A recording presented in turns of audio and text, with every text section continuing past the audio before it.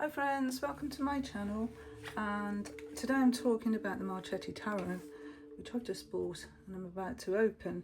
Now I did, not so long ago, I'll link it below, but I did a video on Ciro Marchetti and the Mystic Palette Tarot and various decks that I have of Ciro's. I think it's pronounced Ciro, I don't think it's Ciro, but I might be wrong, correct me if I am. And I really like his art style. And so here we have my newest deck, the Marchetti Tarot. It's named after himself. Let's take it off. Now this is a little bit different in concept, but very much his style.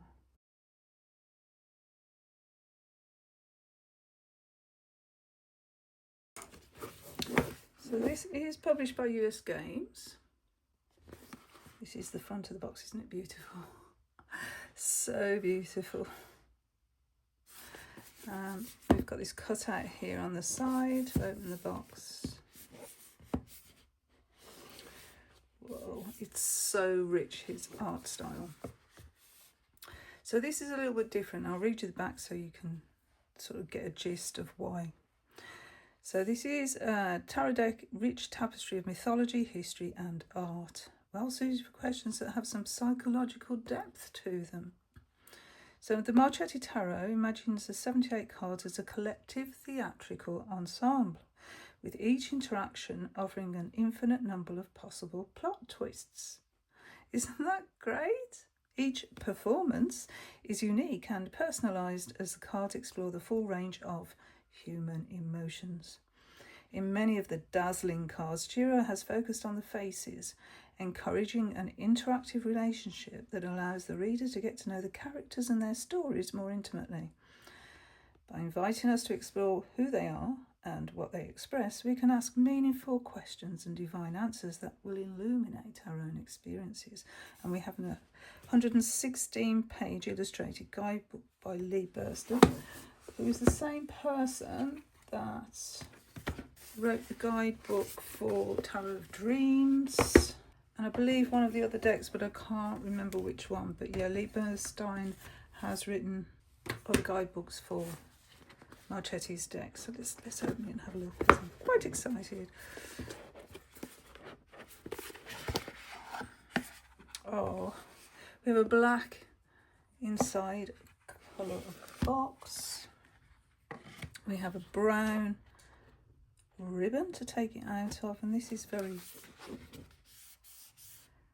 coffee coloured, really. It's beautiful. Of course, here's the guidebook. Let's put this to one side.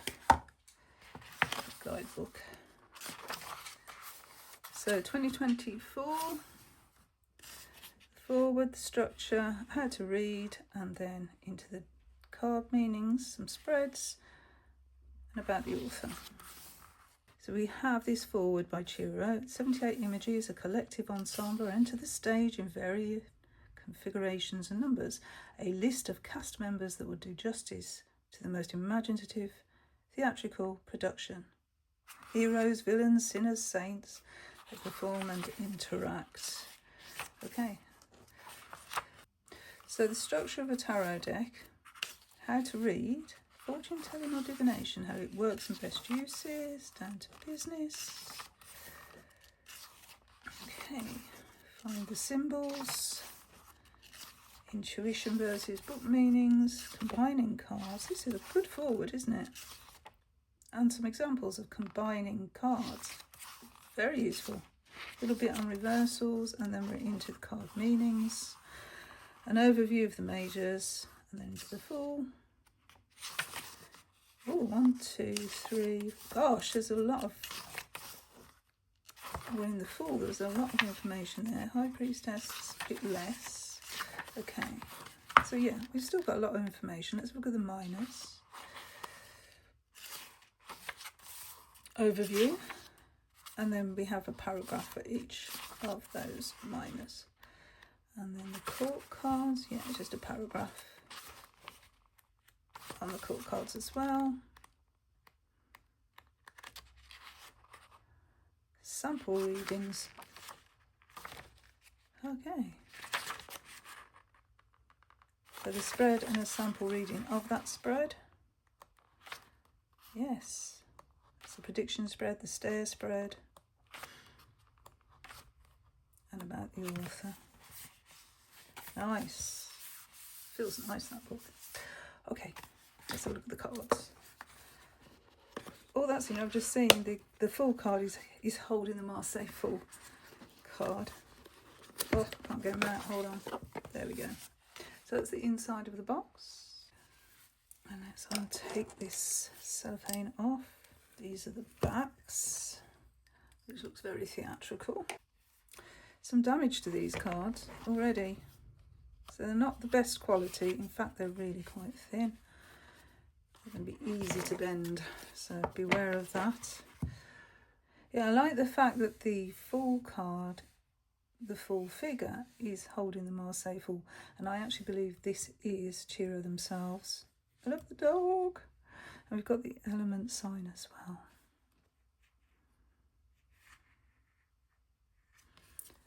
Oh, look at this magician.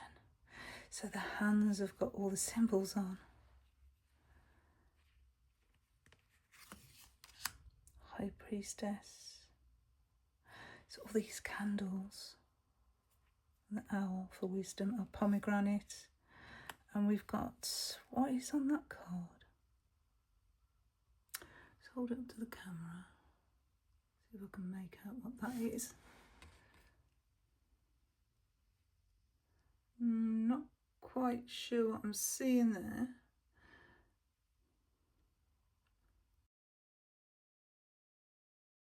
This is the beautiful Empress card off the front of the box. Very much Gaia energy there. Emperor. Ooh. Very Roman. I like the way it's sort of its colour here and then it goes down grey as if it's actually turning to stone. Shows the rigidity of that card. Hierophant. Very religious. The Lovers. It's Romeo and Juliet maybe on the stage. His heart. The Chariots. Very much a charioteer. The horses. Feels very Roman again, doesn't it? That Strength card. Beautiful. Bit of age diversity there, and look at this wolf skin on the head there. Quite shamanic, isn't it? So for the Hermit, we have the Hermit here in the background, very small, but the lantern is the emblem that we're being drawn to here. That reminds me of, is it Lord of the Rings? A scene out of Lord of the Rings. Oh, the wheel. Brilliant. Justice at 11. Strength at 8. The Libra is quite pronounced there. The Hanging Man. That seems to be 2 images. Oh, look at that. The wisdom of the tree there looks like a fey being. Ooh. That's wonderful. Look at death. Half skeleton, half live. Lots of little details in this. Temperance. I'm gushing over this deck. So we've got the 2 extremes here being brought together. The Devil. Handing the chains over. See, it's always your choice. The Tower. Oh, we have a figure in the Tower. That's a different sort of take, isn't it? The Star. Beautiful. Moon. The dog again, and the wolf. And the crustacean. Crab in this case. Okay, so the Sun card, this looks like Louis XIV, the Sun King. Judgment, being pulled up, or helped up even. Oh, and the World card. So much imagery going on. So we've got the four, what would be on the four corners here. And we've got a C and an M for his initials. Nice touch. Okay, wands. A for ace.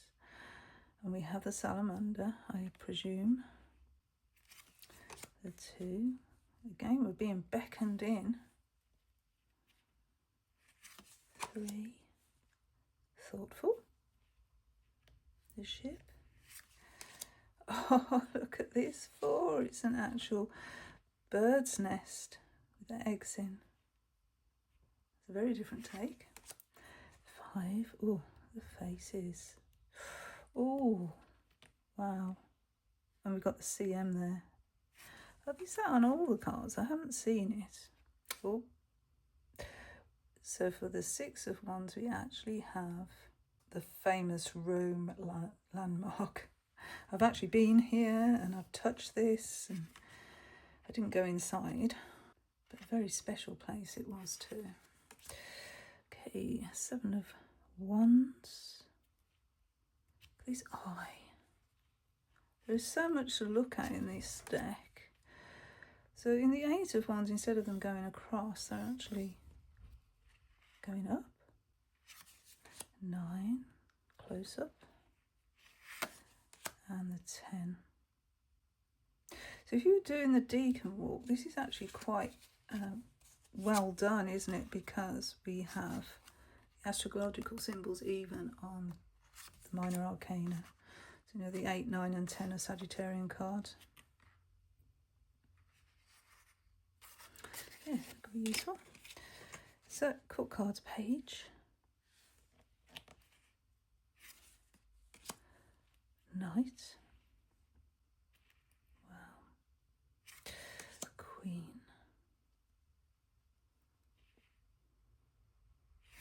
And the king.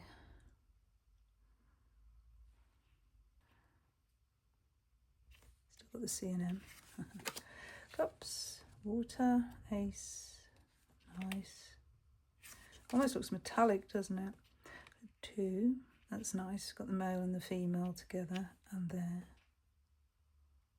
And the Cancer sign. The 3 in a cup. 4. On to Scorpio now with the 5. 6. Oh, such a nostalgic card. 7.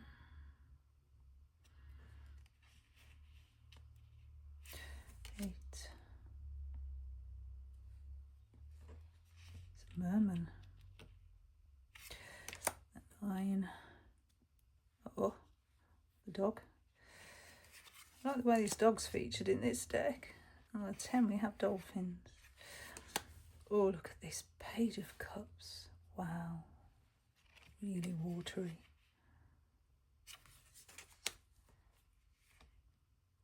Knight. Queen.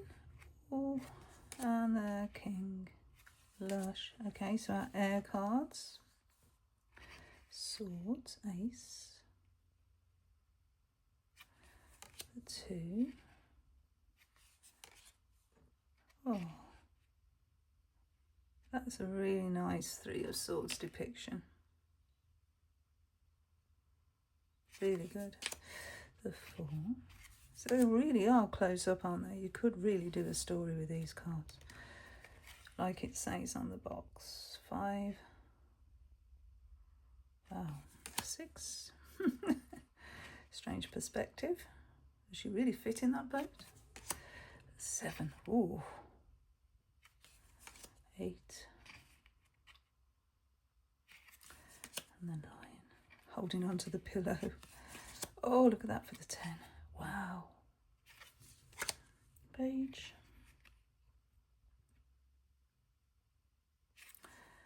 Knight. Queen. And the king. And then the coins.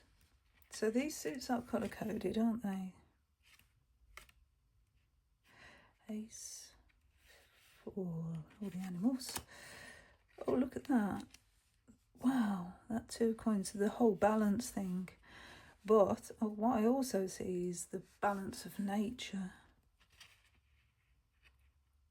Doesn't take much to tip it over, does it? The 3, 4, 5. Oh, and the cold. 6, 7. I like the perspective in these cards. 8, the 9. Oh, look at the richness there. 10. And the court cards. The page, little rabbit. The knight. Queen. And the king. And the throne there. These are beautiful, beautiful, rich, lush, luxurious, fantastic, amazing artwork that we've come to know and love from this fantastic artist. Okay, so we want to look at the 2 of Wands. This is a card that jumped out, so let's have a little look at that. A young man reaches for 2 floating wands, one topped with a sun, the other with a moon. After the surge of interest or desire shown in the ace, you haven't yet decided what approach to take towards attaining your goal. It might be a choice between a direct, obvious, aggressive approach, which is the sun, or an indirect, subtle, circumspect route, which is the moon. You should consider carefully what route or mode of action to employ. So not a lot there. Shall we have a look at a major card? Let's see, Hermit. The Hermit. Let's see what we say for the Hermit. Okay, in contrast to Marchetti Tarot's emphasis on faces, the Hermit card focuses instead on the Hermit's lamp, indicating that the card is representing a concept, a feeling, or a tone, rather than suggesting a personality trait. The Hermit himself actually does appear as a small figure traversing a floating road. This reminds us of those Japanese paintings in which humans are but a small element in a landscape. The floating road leads directly to the large lamp. We might see the large lamp as an abstractly magnified view of the lamp held by the Hermit, thus showing us that the Hermit provides his own guidance. I use his because the traditional image is of a man, but in this deck the gender isn't shown, and it could just as easily be her. Like the Greek philosopher Diogenes, he is searching for knowledge and virtue, and the emphasis is on relying on our own efforts to find enlightenment, or more literally we might see it as a giant hand emerging from the sky to provide both a light and a destination to the traveller. In this interpretation, the Hermit sets out to search, and a higher power meets him halfway to help him in his search. Here the emphasis is on faith and trust that if we ask the universe will answer. The Hermit, as a source of illumination, can be contrasted with the High Priestess's crown of candles. The Priestess's light is an instinctual power that radiates love, care, and an inner subconscious, non-rational knowledge. The Hermit's lamp, on the other hand, lights the way for a conscious, rational search for answers. We can then look to the Hierophant, which also concerns a rational approach to life's mysteries. The Hierophant has a system of rules, dogmas, and structures to serve as a foundation for knowledge. The Hermit's approach, although rational like the Hierophant's, is more solitary and introspective, relying more on experiential knowledge than the Hierophant's accepted wisdom. So that's really good, the way that they are contrasting the cards, meanings, not just the card we're looking at. And then we have in a reading, a search for knowledge, relying on oneself to find the answers rather than relying on input from others. Faith that the divine will provide the answer. Solitude, providing illumination for others through teaching, counselling, or giving advice, for example. And negatively, loneliness, taking oneself too seriously. Okay, so that's my first look at this fantastic, beautiful Ciro Marchetti or Ciro Marchetti deck. And I really, really like it. So I'm just actually going to look at a court card as well. Let's look at a court card before I go. Okay, so let's just look at the Knight of Swords. So I've looked at a minor and a major. Now look at a court card. So the Knight of Swords. When we combine the Knight's orientation toward action with the Sword's focus on words and ideas, we have a person who uses words as a weapon in service to a cause. The end result can range from the most admirable, for example, the social justice warrior, to the most destructive, for example, the internet troll. The courageous energy of the Knight can give us the wherewithal to fight against the odds for others' benefit. But that same energy, combined with the sharpness of his sword and the dangerous-looking beak of his bird helmet, can lead to a domineering, bullying attitude. We can bring the Knight of Swords energy into mundane tasks like writing a letter to the editor in support of a cause or sticking up for someone else at work or school. Okay, so that was the Marchetti Tarot. Thank you so much for watching, and until my next video, bye friends, bye.